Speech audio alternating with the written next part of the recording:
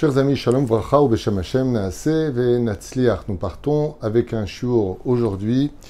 Nous sommes le 22, mercredi du mois de mai, et nous sommes le Yud Dalet du mois de Iyar, donc Pesach Sheni.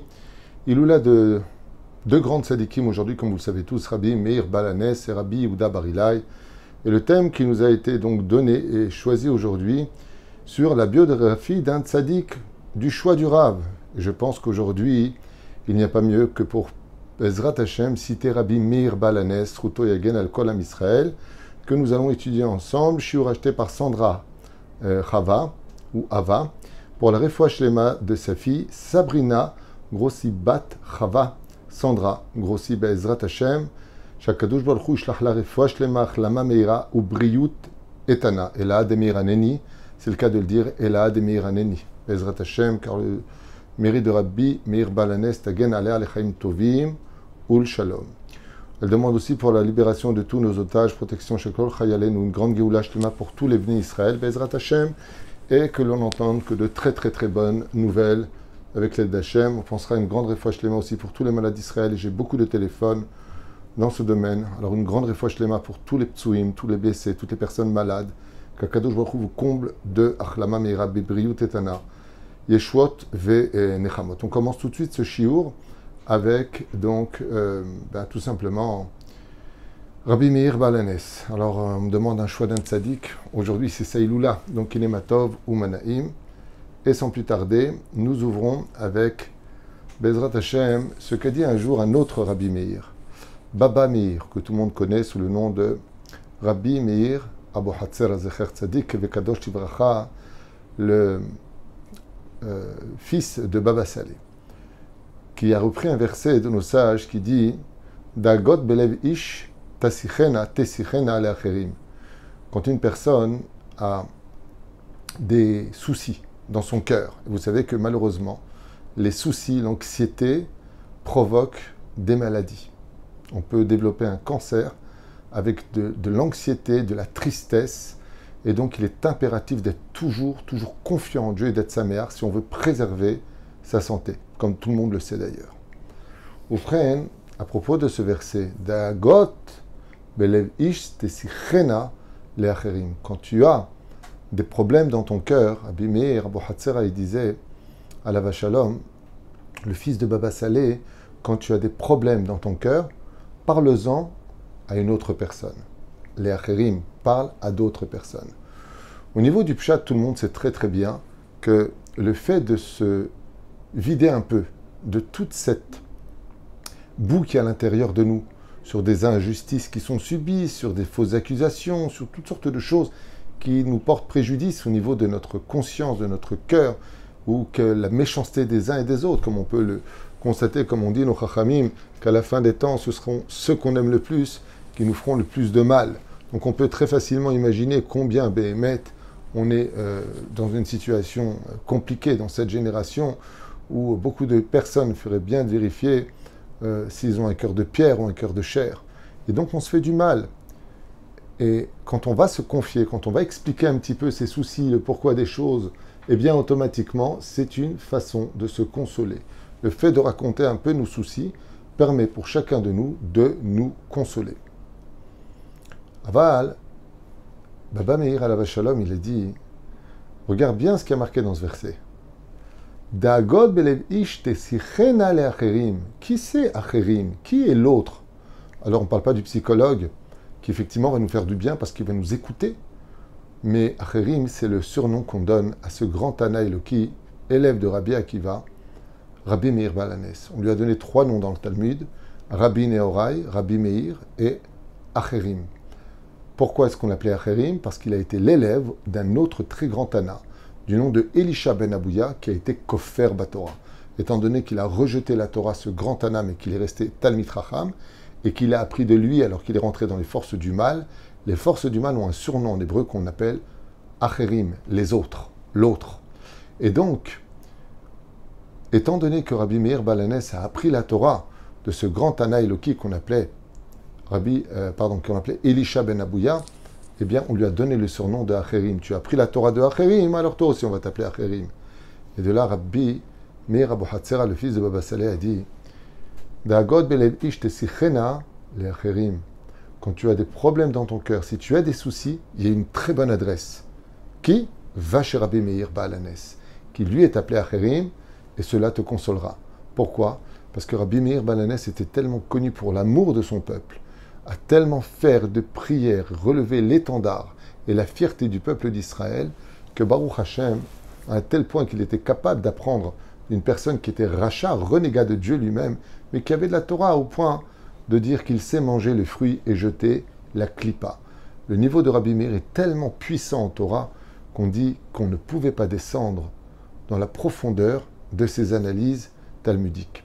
Ainsi donc, Rabbi Meir vient et nous dit, un autre Rabbi Meir, quand tu as des problèmes, allume une bougie pour Rabbi Meir Baal Hanes, mets 3 pièces de tzedaka et parle à cette flamme en pensant à Rabbi Meir Baal Hanes, qu'il prie pour toi devant le Créateur du monde de te sortir du problème. Comme le faisaient nos grands-mères, elles allumaient les bougies des tzadikim et mettaient les mains devant les yeux. Bevakasha, Rabbi Antel, Rabbi Antel, Rabbi Antel, Rabbi Shimon Bar Yochai, Rabbi Meir Baal Hanes, tous ces tzadikim, elles priaient pour qu'ils interviennent dans le ciel et on voyait avec le temps réellement des yeshuot, des miracles réellement se produire. Oufren,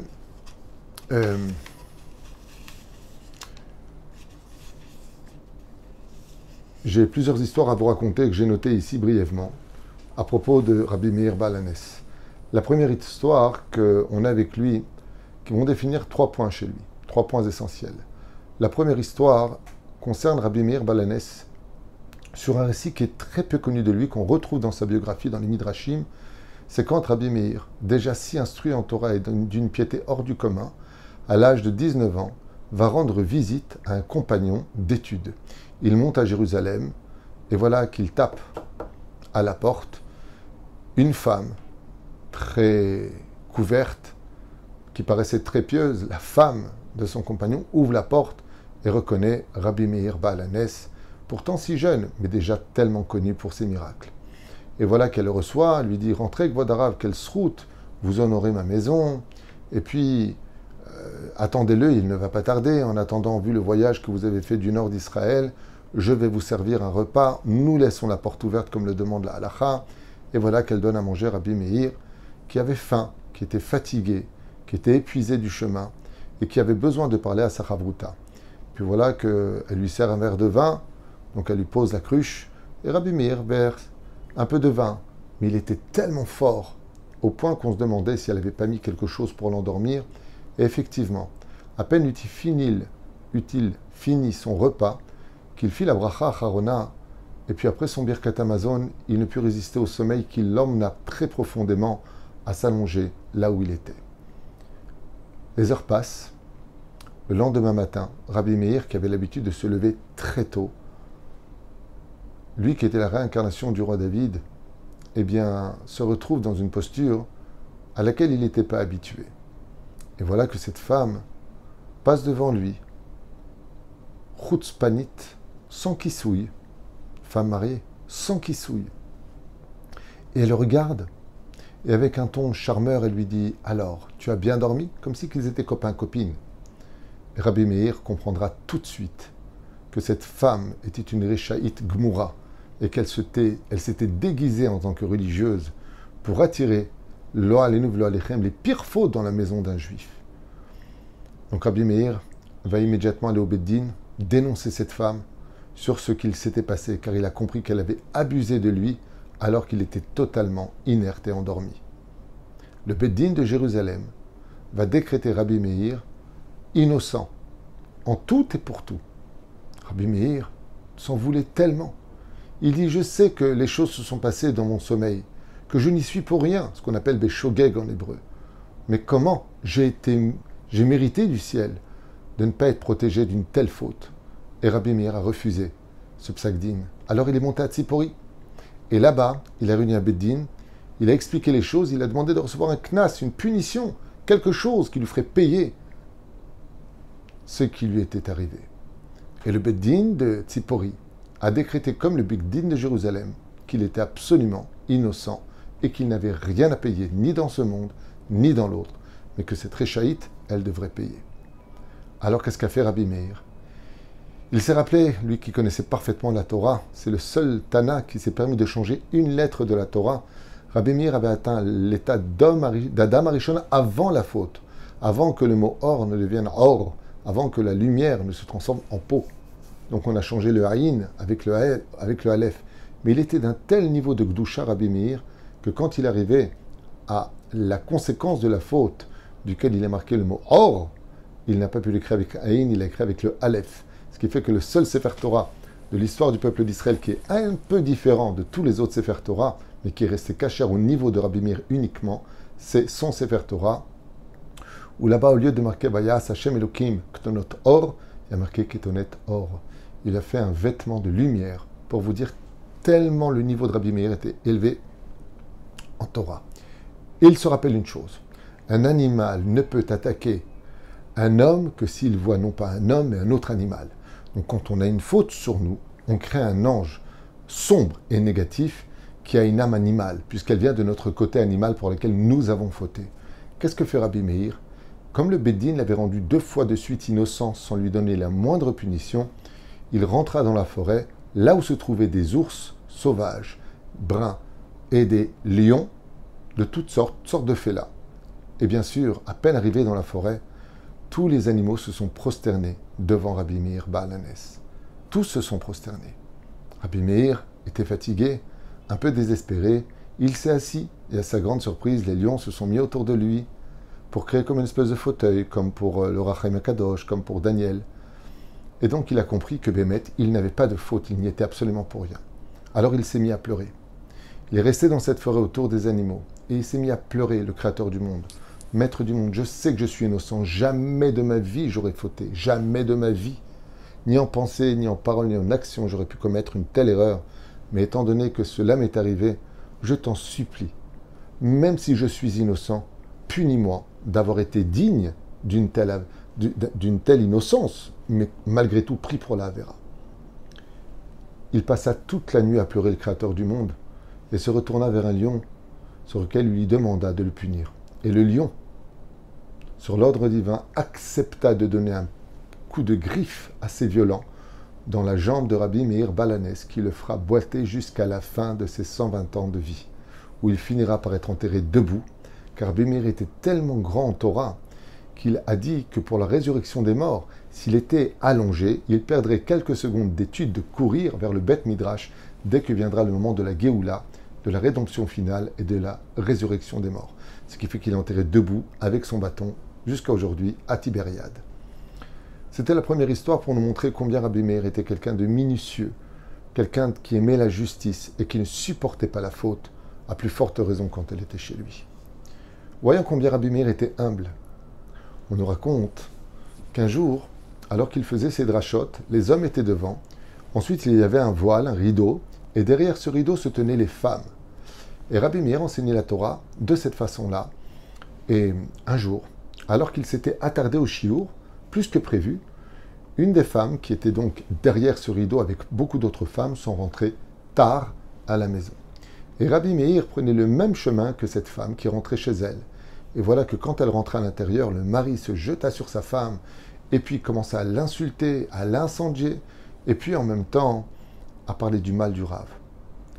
Et il lui a dit, le mari à sa femme, « Je te mets à la porte et tu ne remettras les pieds ici que quand tu auras craché sur le visage de ce Rabbi Meir Baal HaNes. » Rabbi Meir a entendu les choses, il était juste à côté et s'attarda sur place, puis il vit que l'homme mit sa femme dehors.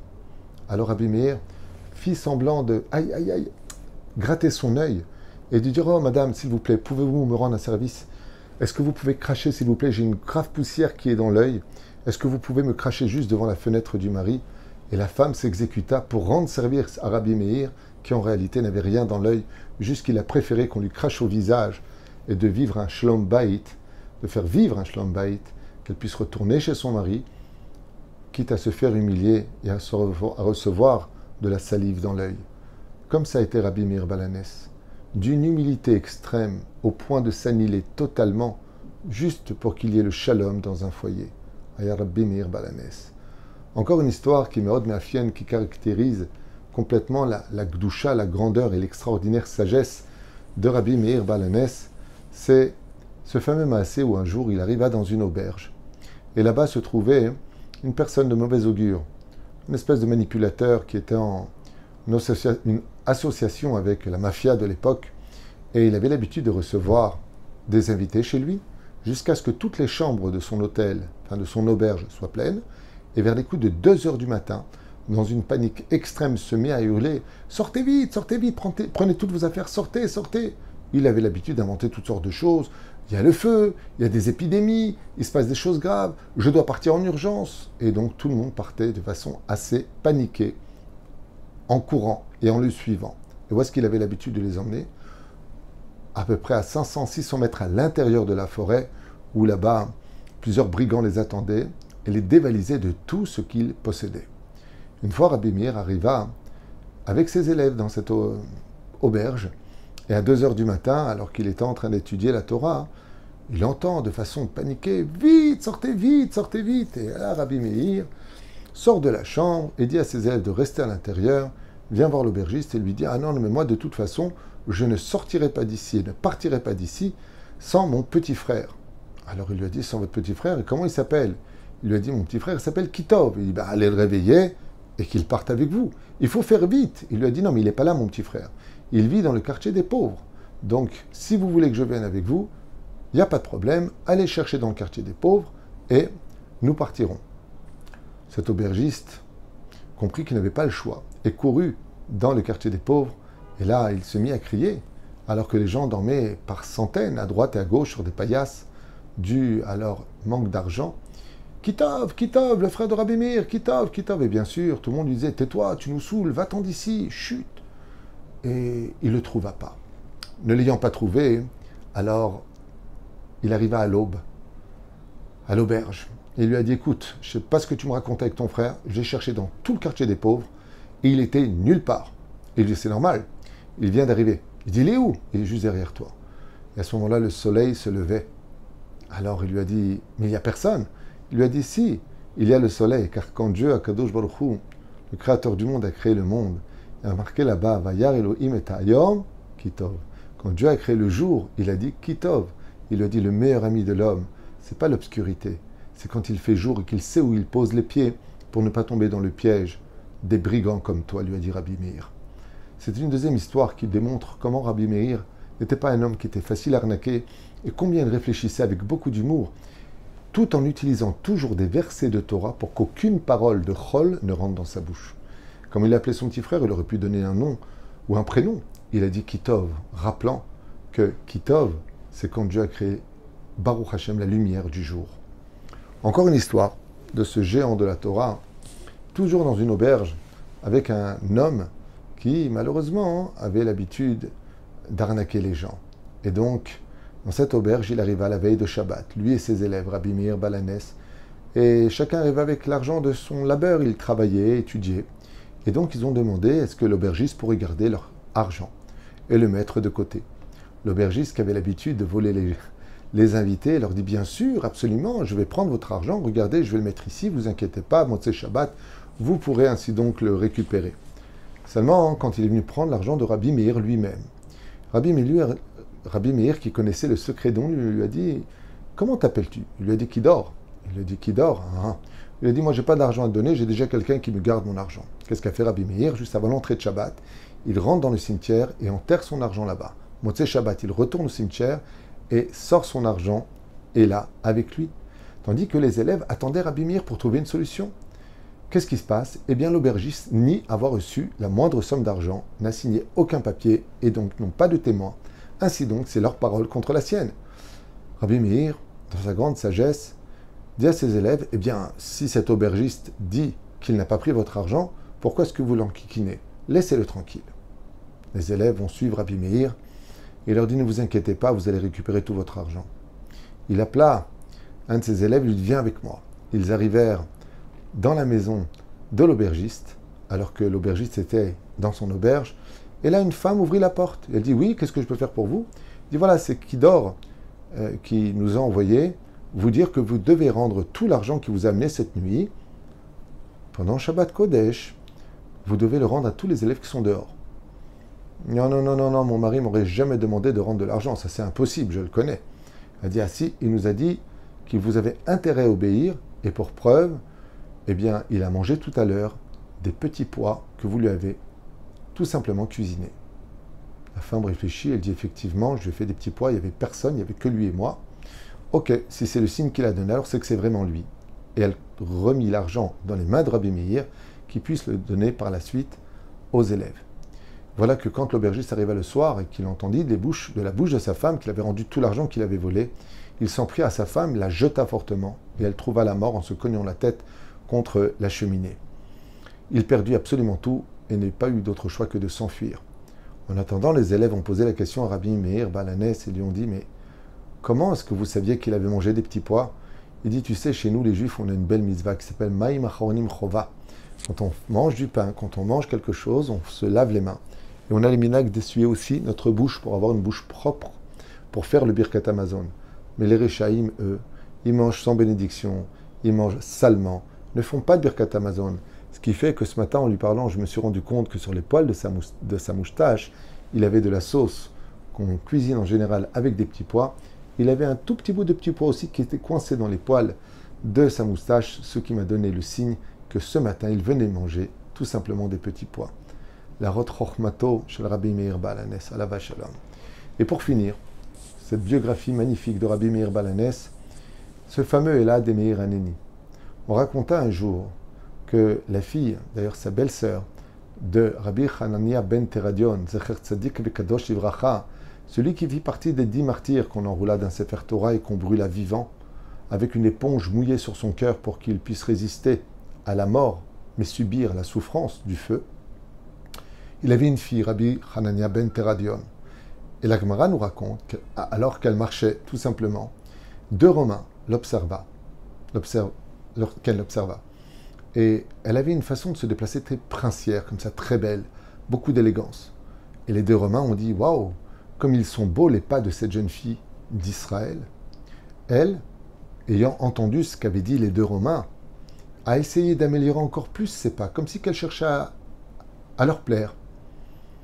Dans le ciel, on ne se rend même pas compte sur Terre en 2024, de l'ère vulgaire, combien les choses sont graves. Dans le ciel, quand on a vu que cette Bat Israël a amélioré ses pas, parce que 2 Romains étaient en train de dire « Waouh, comme elle marche bien !» Elle a été jetée, lo alinu velo alechem, dans une maison rose, une maison de prostitution.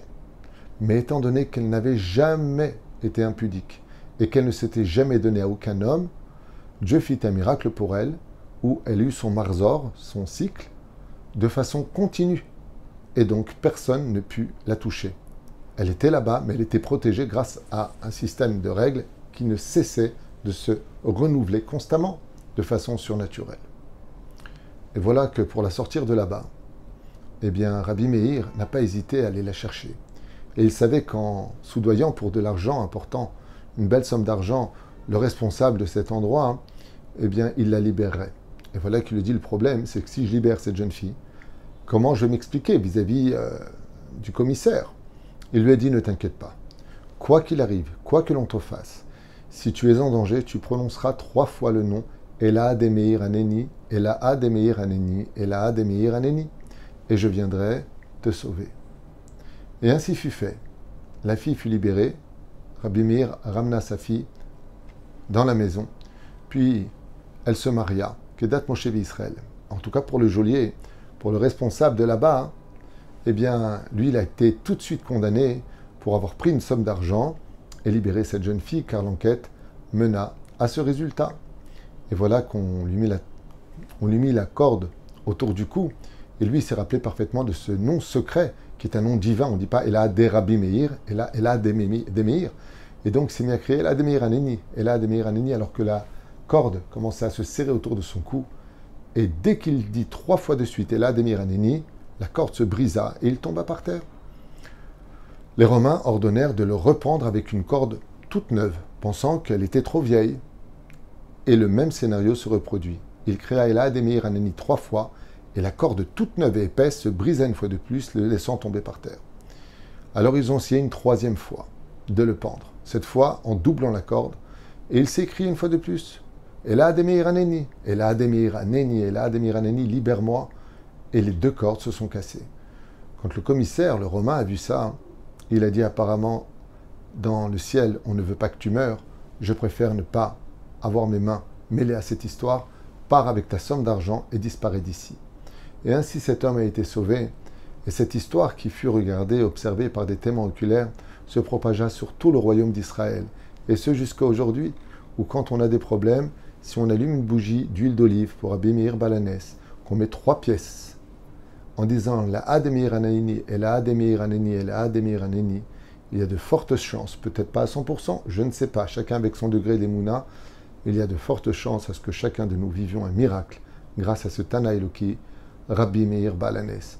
Aujourd'hui, il y a lui, il y a aussi Rabbi Yehuda Barila, Isruto Yagen Al-Kol Am Israël. Amen, ve Amen. Il ratson que cette étude, par le mérite de ces deux grands Tanaïm, Yagen ve Yavi Bracha, Revacha ve Atzlacha, Bechol Maseadea, pour cette étude qui a été faite pour Bezrat Hashem, la Refoua Shlema définitive de Sabrina Grossi Batrava, Sandra, ou Ava Sandra Grossi. Shakadosh Baruch Hu yitan la achlama meira. Amen ve Amen.